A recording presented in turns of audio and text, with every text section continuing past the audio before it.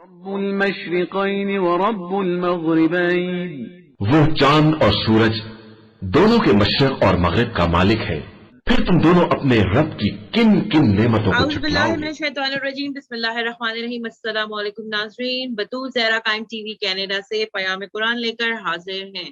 ناظرین، گفتگو چل رہی تھی پچھلے پروگرام میں سورہ الحمد الفاتحہ کی تفسیر کے بارے میں، لیکن ہوا کچھ یوں کہ تفسیر جو ہے وہ اتنی سٹارٹ نہیں ہو پائی جتنے اس میں بیچ میں سوالات کرتی رہی اور یوں ہوا پروگرام کا ٹائم ختم۔ تو آج ہم کو ریکویسٹ کرتے ہیں، سلام کرتے ہیں محترمہ سیما زیدی صاحبہ کو۔ السلام علیکم۔ وعلیکم السلام ورحمۃ اللہ وبرکاتہ۔ آج میرے سوالات انف ہیں، آپ شروع کر دیجئے کہ آپ کیا بتا رہی تھی ہمیں۔ اعوذ باللہ من الشیطان الرجیم، بسم اللہ الرحمن الرحیم، الحمد للہ رب العالمین، والصلاة والسلام علی محمد وآلہ الطیبین الطاہرین۔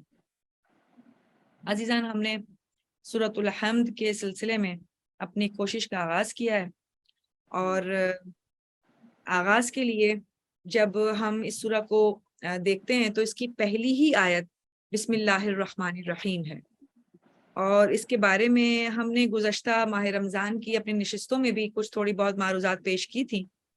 آج میں چاہوں گی کہ دوبارہ اس چیز کو تھوڑا سا آگے بڑھاؤں، اور اس لیے کہ یہ آیت جو ہے ہمارے ہاں تو خیر اہل تشیع میں بسم اللہ الرحمن الرحیم ہر سورے کی پہلی آیت کنسیڈر کی جا رہی ہے، اور خاص طور پر اس سورے کے اندر تو اس آیت کی افادیت بہت زیادہ ہے، اور اس سورے کے اندر اہل سنت اور اہل تشیع میں کوئی اختلاف موجود نہیں ہے کہ وہی کہتے ہیں کہ ہاں اس سورے میں تو بسم اللہ اس کی پہلا جز ہے، لیکن باقی سوروں میں بسم اللہ الرحمن الرحیم اس کا جز نہیں ہے، اور اس میں اختلاف موجود ہے۔ لیکن اس سورے کے لیے ہر شخص جو ہے وہ اتفاق رکھتا ہے کہ اس کی پہلی آیت جو ہے وہ بسم اللہ الرحمن الرحیم ہی ہے۔ اچھا، اب جہاں تک اس کی بات ہے کہ یہ آیت کیوں اہم ہے اتنی زیادہ، اور اس آیت کی افادیت دین اسلام کے اندر اتنی زیادہ کیوں ہے، تو دیکھیں ایک چیز تو یہ ہوتی ہے کہ ہم اپنی زندگی میں بھی نارملی جب کوئی کام کرتے ہیں، اس کا آغاز کرتے ہیں، تو ہم اس کام کو نا ڈیڈیکیٹ کرتے ہیں۔ صحیح۔ کام کی ابتدا کسی شخصیت کے نام سے یا کسی شخصیت کی طرف منسوب کر کے کرتے ہیں۔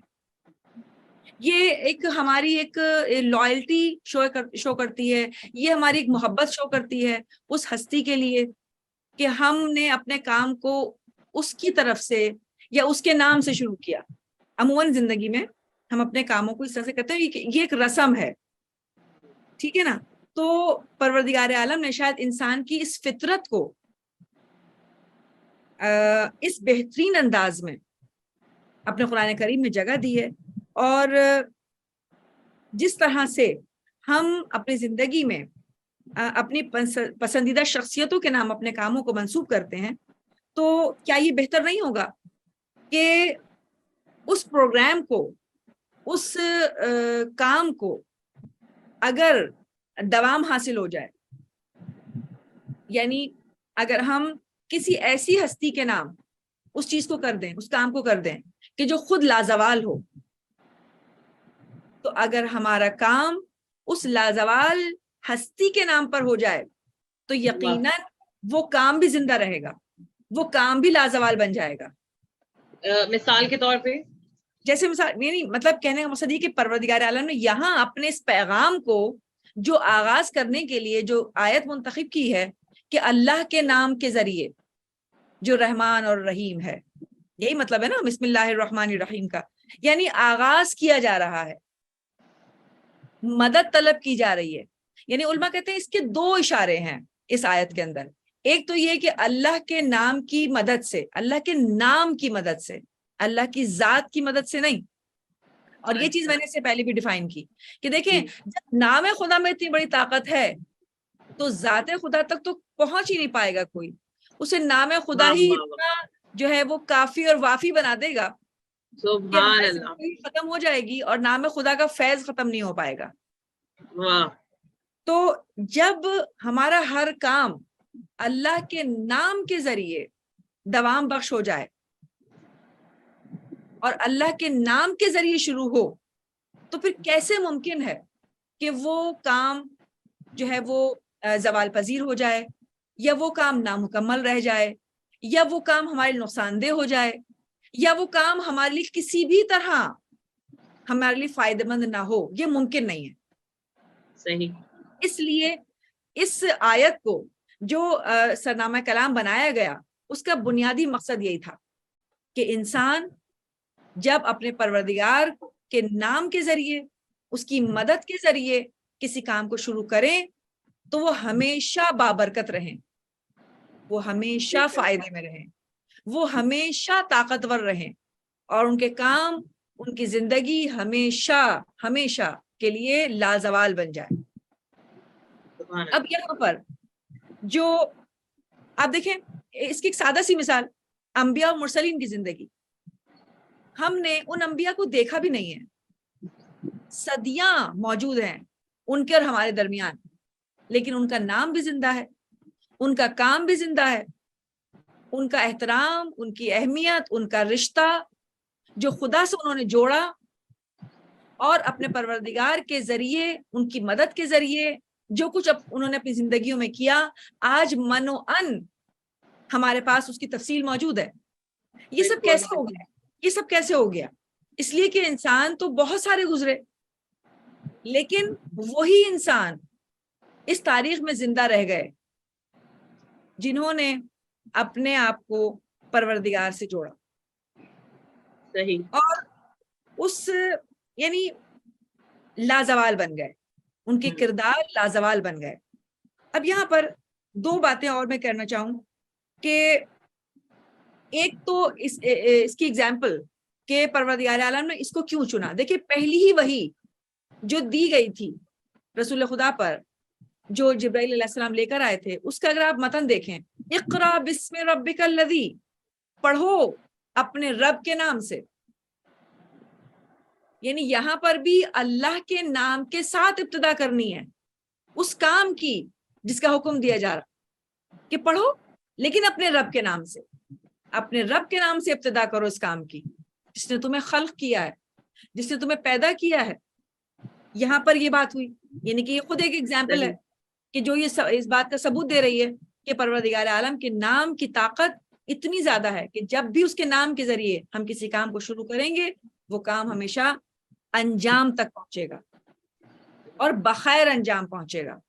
اسی طرح پروردگار عالم نے دو نبیوں کی بھی ایگزامپل قرآن مجید میں دی کہ جب جناب نوح اس طوفان کے اندر اس کشتی میں بیٹھے ہوئے تھے اور اس پر سوار ہوئے، اس کشتی میں سوار ہوئے، تو آپ یقین کریں یعنی پانی کی جو موجیں تھی نا، وہ اتنی بلند تھی کہ اس نے پہاڑوں کو زیر کر لیا تھا۔ جناب نوح کا بیٹا پہاڑ کی چوٹی پر چڑھا، یعنی اسے یقین تھا کہ پہاڑ نہیں ڈوبے گا، پانی اتنا بلند نہیں ہو سکتا، لیکن پانی اتنا ہی بلند ہوا کہ اس نے زمین پر موجود پہاڑوں کو اپنے اندر لیا، موج اتنی بلند ہوئی۔ اب اس اتنی بلند موج پر اس کشتی کا چلنا اور اس کو منزل مقصود تک پہنچنا، یہ ممکن کیسے ہوا؟ کیسے ممکن ہوا عزیزان گرامی؟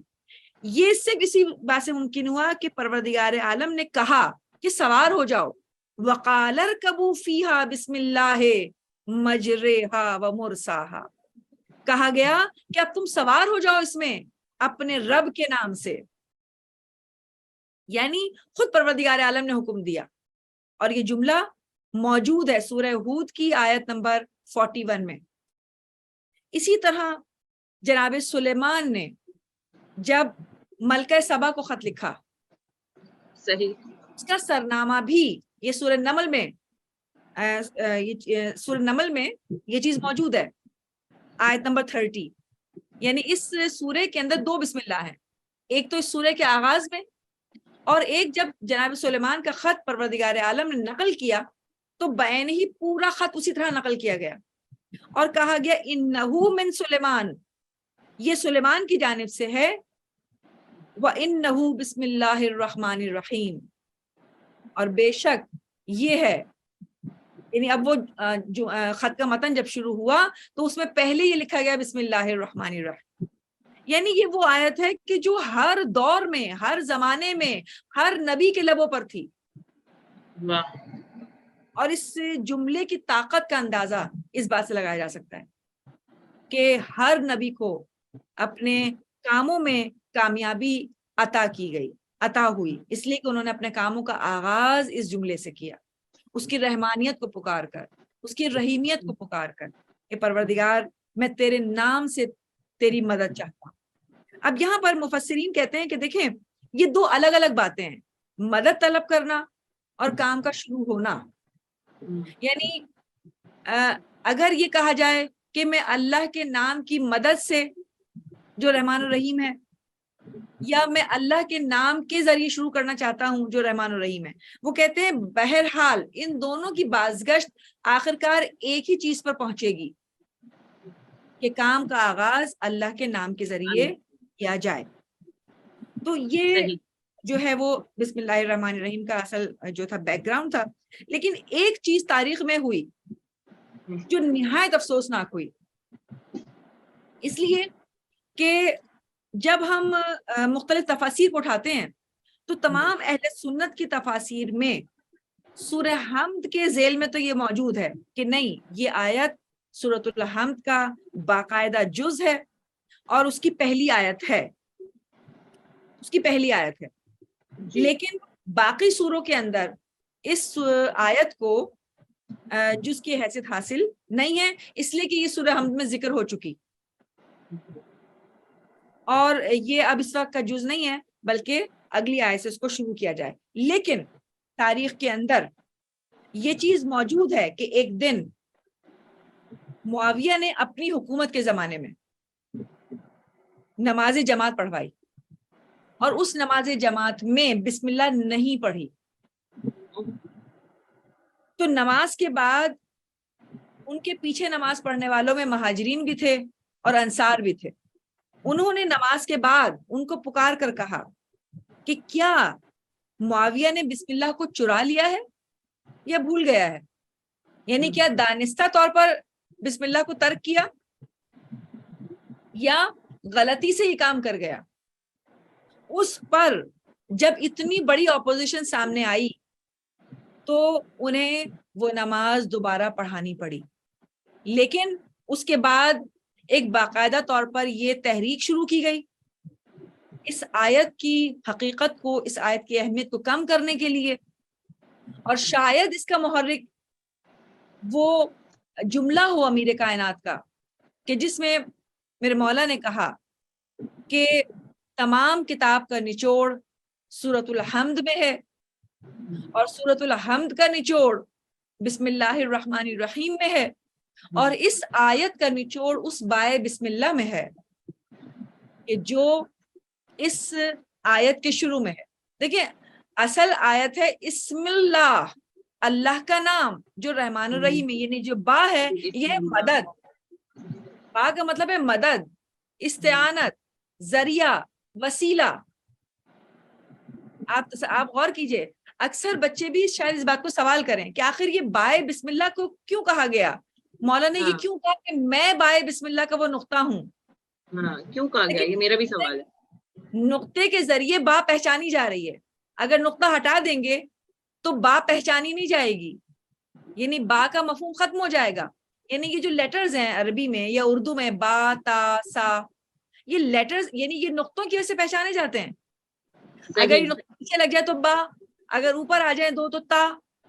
ٹھیک ہے نا؟ تو اگر یہ نقطہ ہٹ گیا تو با کی حیثیت ختم ہو گئی. اسی وجہ سے کہا گیا کہ میں بائے بسم اللہ کا وہ نقطہ ہوں. یعنی مولا کے نام، یعنی مولا کی ذات گرامی وہ مدد ہے جو اس آیہ مبارکہ کا اصل نچوڑ ہے. سبحان اللہ، سبحان اللہ. کے نام کے ذریعے مدد چاہنا دراصل ذات علی سے مدد چاہنا ہے. سبحان اللہ. اس لیے کہ مولا کا یہ جو نام ہے یہ الہی خزانوں میں سے نام ہے. پنجتن پاک کے نام خود سے نہیں رکھے گئے، بلکہ پروردگار عالم نے اپنی جانب سے وحی کے ذریعے اتارے. بالکل ٹھیک ہے نا. اور کہا یہ جاتا ہے کہ اس کا نام محمود تھا, اس نے رسول کا نام محمد رکھا. ٹھیک ہے نا. وہ فاطر السماوات تھا, شہزادی کا نام فاطمہ رکھا گیا. وہ قدیم الاحسان تھا, حسین نام رکھا گیا. وہ محسن تھا, حسن نام رکھا گیا. لیکن یہ جو علی نام ہے نا, یہ علی اس کا بھی نام ہے, اور اس نے اپنا نام بعین ہی وہی نام عطا کر دیا مولا کائنات.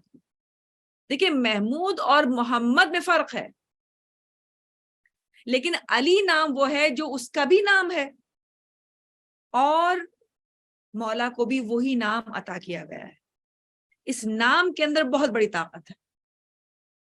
تو امیر کائنات کا جملہ ہم ایسا نہیں کر سکتے, ہم صرف اشارتاً وہ باتیں کر سکتے ہیں کہ یہ جو امیر کائنات کی ذات ہے, یہ خود اللہ کی مدد کے طور پر ایک حیثیت ہے, ایک ذات ہے جو اسلام کے اندر پہچانوائی گئی. علی مدد خدا کا نام ہے, علی استعارہ خدا ہے, علی وسیلہ خدا ہے, علی ذریعہ خدا ہے, کہ جس کے ذریعے انسان پروردگار عالم سے جڑ جاتا ہے, اپنے رشتے کو مضبوط کر لیتا ہے. اور اب یہاں پر اگر ہم اس چیز کو دیکھیں کہ پروردگار عالم نے یہ جو کہا کہ اللہ کے نام کے ذریعے شروع کرتا ہوں, تو اس نے اپنی کسی صفت کا نام کیوں نہیں لیا؟ تو یہ بات ہم نے گزشتہ اپنی نشست میں بھی یہی کہی تھی کہ اللہ کا نام ذاتی نام ہے, یہ اس کا ذاتی نام ہے. باقی جتنے بھی اس کے نام ہیں وہ صفاتی ہیں, اور جب بھی کوئی صفاتی نام ہم کال کرتے ہیں تو صرف اسی صفت کے اندر ہم اس کو پکار پاتے ہیں, جبکہ اس کی ذات تمام صفات کا مجموعہ ہے. لہٰذا اگر ہم اس کے اللہ کے نام کے ذریعے پکاریں گے اور اس سے مدد چاہیں گے, اس کا مطلب یہ کہ ہم نے اس کو کلی حیثیت سے پکارا, اس کی ہر صفت کو ملحوظ خاطر رکھتے ہوئے اس کی طرف رجوع کیا, تو اب وہ بھی جامع الصفات بن کر ہمارے سامنے آئے گا, اس لیے کہ اللہ اس کا ذاتی نام ہے. اور اب وہ جو مدد کرے گا اپنے اس نام کے ذریعے, وہ ایک جامع اور کامل مدد ہوگی. یہی وجہ ہے کہ اللہ کے مدد مانگی گئی, لیکن پھر اس کے بعد اضافی طور پر پروردگار عالم نے یہ بھی کہا کہ میں, یعنی اس کا جملے کا مطلب کیا ہو کہ میں شروع کرتی ہوں, ابتدا کرتی ہوں اللہ کے نام کے ذریعے, اس کی نام کی مدد کے ذریعے, کہ جو رحمان اور رحیم ہے. یعنی ایک طرف میں نے اللہ کو پکار لیا, لیکن پھر اب بھی دوبارہ میں اس کی رحمت کی طرف متوجہ ہو رہی ہوں, اس لیے کہ اس کی رحمت ہر شے پر احاطہ کیے ہوئے ہے. اس کی رحمت کی صفت اس کی تمام صفات سے بڑھ کر ہے. یعنی اگر ہم ایک کمپیریزن لے کر آئیں, ایک موازنہ کریں کہ کون سی صفت اس کی سب سے زیادہ ہے, تو یقیناً ہم احاطہ نہیں کر پائیں گے. لیکن یہ آیت بتا رہی ہے کہ اس کی رحمانیت, اس کی رحیمیت, اس کی ہر صفت سے زیادہ ہے. اگر زیادہ نہ ہوتی تو پروردگار عالم اس آیت کے اندر اس صفت کو جگہ دیتا. اس کا اس صفت کو اس آیت کے اندر جگہ دینا یہ بتا رہا ہے کہ اللہ کے نام کی مدد کے ساتھ تم مجھ سے رحمت کا مطالبہ کرو, اس لیے کہ یہ رحمت اتنی بڑی صفت ہے کہ اس میں تم لامحالہ اپنے آپ کو پناہ دے دو گے, مجھ سے پناہ لے لو گے. یہی وجہ ہے کہ کئی آیات ایسی ہیں کہ جو اس رحمانیت کی, اس رحمت کی صفت کو بتا رہی ہیں. جیسے مثال کے طور پر سورۃ الاعراف آیت نمبر 156 کیا کہتا ہے پروردگار عالم؟ دوبارہ ریپیٹ کیے گا, دوبارہ ریپیٹ کیے گا پلیز. سورۃ الاعراف آیت نمبر اعراف, جی اعراف 156 کیا کہہ رہے ہیں اس میں اللہ عالم کہتا ہے وَرَحْمَتِي وَسِعَتْ كُلَّ شَيْءٍ, میری رحمت تمام چیزوں پر محیط ہے. इसी तरह सूरतुल मोमिन में आयत नंबर 7 में परवरदिगार आलम कहते हैं रब्बना वसिअत कुल्ल शैइन रहमा, यानी परवरदिगार तूने अपना दामन रहमत हर चीज पर फैला रखा है। इसी तरह नबियों ने जब परवरदिगार आलम से दुआ मांगी तो उसकी रहमत के वसीले से वनज्जना बिरहमतिक, और हमें निजात दे दे परवरदिगार अपनी रहमत के जरिए। यानी ये रहमत इतनी वसी सिफत है कि बाकी तमाम सिफत के मुकाबले पर सबसे बड़ी सिफत बनकर सामने आई है।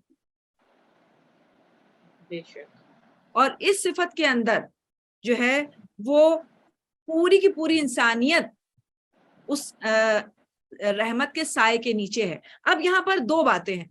एक बात तो ये कि रहमानियत और रहीमियत में फर्क क्या है। बज़ाहिर अगर हम इसके मानी देखें दोनों का मामला एक ही है, दोनों का मतलब एक ही है, रहमत। लेकिन क्या फर्क है, ये क्यों दो लफ्ज इस्तेमाल किए गए? तो उलमा ये कहते हैं कि रहमानियत वो उमूमी रहमत है जो परवरदिगार आलम इस दुनिया में मौजूद हर इंसान के लिए रखे हुए है, और उस रहमत के वसीले से हर इंसान को अता कर रहा है, चाहे काफिर हो, चाहे मुशरिक हो, चाहे मुसलमान हो, चाहे मुवाहिद हो, कोई भी हो। लेकिन इस रहमानियत को हासिल करने के बाद परवरदिगार आलम की नजर खास या नजर रहमत या मखसूस रहमत उन लोगों पर है जो उसका कलमा पढ़ रहे हैं, जो उसकी तरफ मुतवज्जे हैं, जो उसके खास बंदे हैं, जो उसकी इबादत गुजार बंदे हैं। वो चाहते हैं कि रहमानियत के अलावा भी मैं उनको और अता करूं अपनी इस रहमत के वसीले से, और उस सिफत को, उस रहमत को जो उसने मखसूस की अपने बंदों के लिए, अपने खास इबादत गुजार बंदों के लिए, वो है रहीमियत। यानी हम पर दो साए हैं, अगर हम उसके मवाहिद हैं, हम उसके इबादत गुजार हैं, तो हम पर दो साए हैं, एक रहमानियत का साया और एक रहीमियत का साया। और इन दोनों साए में रहते हुए जब हम अपने पूरे कल्ब की गहराइयों के साथ अपने कामों की इब्तिदा करना चाहें और उसके नाम की मदद के जरिए उस काम को शुरू करें, तो मुमकिन नहीं है कि हम उस अजर सवाब को हासिल ना कर पाएं जो परवरदिगार आलम ने हमारे लिए रखा है। यही वजह है कि आप ये देखें कि बड़े बड़े उलमा जिन्होंने इस आयत को ना तावीज के तौर पर अपने शागिर्दों को दिया, बिल्कुल, और इस आयत के जरिए उन शागिर्दों ने वो काम अंजाम दे दिया जो बज़ाहिर नामुमकिन था, बज़ाहिर नामुमकिन था। यानी एक बहुत मशहूर वाकया एक हमारे बहुत बड़े आलिम के हवाले से मिलता है कि उनका एक शागिर्द उनके दर्स में शिरकत करने के लिए बहुत दूर से आता था और रास्ते में दरिया को गुजारना पड़ता था, तो दरिया को गुजारने के लिए कश्ती वगैरह का सहारा लेना पड़ता था। तो जब बाज़ औक़ात बहुत जल्दी होती थी और कश्ती उस वक्त साहिल पर नहीं होती थी, तो वो ये सोचता था कि अब मुझे देर हो जाएगी उस दर्स में पहुंचने के लिए, और वो दर्स में देर से आता था। तो एक दिन उसने अपने उस्ताद से कहा कि मुझे कोई ऐसा तावीज दे दें, कोई ऐसी दुआ बता दें कि मैं आपके पास तेजी के साथ इस दरिया को क्रॉस करके आ जाया करूं। तो उन आलिम ने एक आयत, एक कुछ लिखा कागज पर और उस कागज को बांध कर कहा कि तुम ये अपनी जेब में रख लिया करो, सही, और इसके वसीले से दुआ मांगो परवरदिगार आलम, इसका वसीला कि मैं इस दरिया पर चलने लगूं, इसलिए कि मेरे उस कश्ती के इंतजार में मुझे देर हो रही है और मैं इल्म हासिल करने के लिए जाना चाहता हूँ। और आप यकीन कीजिए उस शागिर्द ने जब उस यानी कि एक छोटा सा जो कागज का टुकड़ा था जिसपे कुछ लिखा था, उसके वसीले से खुदा से दुआ की, परवरदिगार इसके वसीले से मैं इस दरिया पे चलने लगूं। वाह, सुभान अल्लाह। रोजाना वो उस दरिया पर चलकर आ जाया करता था, पानी उसके लिए जम जाता था और वो उस दरिया को अबूर करते हुए क्लास में हाजिर हो जाया करता था। और ये आम लोगों की बात बता रही हैं आप, मतलब इसमें मौला नहीं है। जी, ये बिल्कुल आम लोगों की बात है। کہ اس آیت کی طاقت کے اندازہ. اور جب ایک دن اس نے یہ دیکھا، یعنی کہتے ہیں کہ جب ایک دن اس نے دیکھا کہ میں دیکھوں تو صحیح کہ اس میں لکھا ہوا کیا ہے، تو جب اس کی نظر پر اس نے کیا صرف بسم اللہ الرحمن الرحیم، یعنی یہ جو اعتقاد تھا نا اس وقت تک مضبوط تھا، لیکن جیسے ہی اس کے ذہن میں اس کی گرا قدری آئی، وہ چیز اس کے ہاتھ سے کھو گئی. دیکھیں بات یہ ہے کہ اور یہاں پر یہ اس سوال کا جواب بھی ہے آپ کے لیے کہ جو گزشتہ ہم نے نشست میں کیا کہ ہم وہ بھی پڑھ رہے ہیں اور ہم بھی پڑھ رہے ہیں، قرآن تو سب پڑھ رہے ہیں، سب کو فیض کیوں نہیں مل رہا؟ بات اس اعتقاد کی ہے، بات اس یقین کی ہے، یا بات اس عقل و فکر کی ہے. اگر ہم نے اس عقل کے ساتھ، اس فکر کے ساتھ اس کو قبول کیا، اس پیغام ہدایت کو، اس نور کو، تو یہ نور ہمارے لیے مشعل راہ بن جائے گا. لیکن جب ہمارے لیے اس کی کوئی حیثیت ہی نہیں ہے، ایک بظاہر ایک فارمیلٹی ہے کہ ٹھیک ہے یہ کر گزرو تاکہ جو ہے نا اس یعنی لسٹ سے، اس گناہگاروں کی لسٹ سے ہم باہر آ جائیں. ہم یہ کیسے کہ ہم نے پڑھا تو تھا. جب ہمارے دل میں یہ شارٹ کٹ ہو، جب ہمارے دل میں یہ چیز موجود ہے کہ ٹھیک ہے یہ کر لو، پھر باقی سب کچھ کرو جو ہم چاہتے ہیں، تو یہ اب نہیں چلے گا. خاص طور پر اس دور میں کہ جب ہمارے پاس انفارمیشن کے، معلومات کے، آگہی کے ہر موقع میسر ہے، ہر چیز ہمارے ڈور اسٹیپ پر ہے، بلکہ فنگر ٹپ پر ہے. بالکل فنگر ٹپ کے اوپر ہے. اب اس دور میں اگر ہم اپنے آپ کو معزول سمجھیں یا مثال کے طور پر عاجز سمجھیں، تو یہ عاجزی کسی بھی طور قابل قبول نہیں ہوگی، نہ ہماری اس دنیا کے اندر اور نہ ہی خدا کی بارگاہ میں، اور یہ ہماری کمزوری نہیں ہوگی. بہت بہترین. مجھے آج ٹو بی ویری آنیسٹ آج پتا چلا کہ بسم اللہ از اے پارٹ آف الحمد.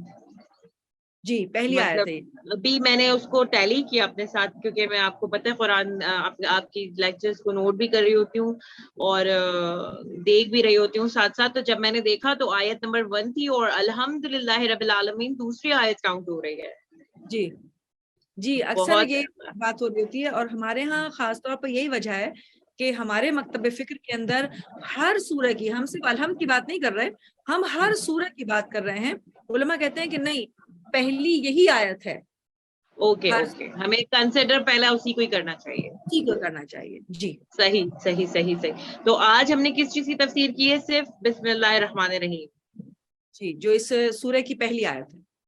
ٹھیک ہے، جو الحمد کی پہلی آیت ہے بسم اللہ الرحمن الرحیم، آج اس سب سے تفسیر ہوئی ہے اور اس کو یہیں روکتے ہیں. انشاءاللہ اگلی نشست میں ہم آگے بڑھیں گے اور بہت ہی خوبصورت انداز میں. بظاہر تو جب میں نے الحمد ظاہر ہے جب میں پروگرام کر رہی ہوتی ہوں ناظرین، تو پھر میں ضرور جب مجھ سے سیما زیدی صاحبہ کہتی ہیں کہ آج ہم اس پہ تفسیر کریں گے، تو میں ضرور اس کے ترجمے کو پڑھتی ہوں اور پھر میں کہتی ہوں کہ یہ پروگرام تو بہت جلدی ہو جائے گا، کیونکہ اس بہت سیدھے الفاظوں میں اس کی ترجمہ لکھا ہوا ہے.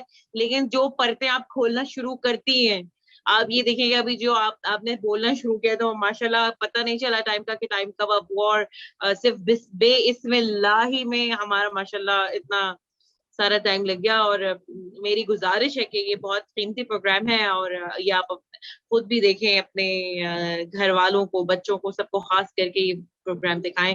یہ اتنی اچھی استاد ہمیں نہیں مل سکتی اب، مجھے لگتا ہے کہ جتنے بہترین انداز میں آپ سکھا رہی ہیں. میں بہت شکر گزار ہوں آپ کی، اور مولا جو ہے وہ آپ پہ خاص نظر کرم کریں اپنا، الہی آمین.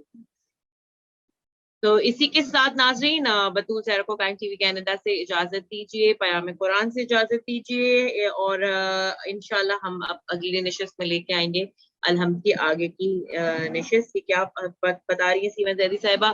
تب تک کے لیے اپنا خیال رکھیے، دیکھتے رہیے قائم ٹی وی کینیڈا. اللہ حافظ. المشرقین ورب المغربین، وہ چاند اور سورج دونوں کے مشرق اور مغرب کا مالک ہے. فبأي آلاء ربكما تكذبان پھر تم دونوں اپنے رب کی کن کن نعمتوں کو جھٹلاؤ گے؟ مرج البحرين يلتقيان اس نے دو دریا بہائے ہیں جو آپس میں مل جاتے ہیں۔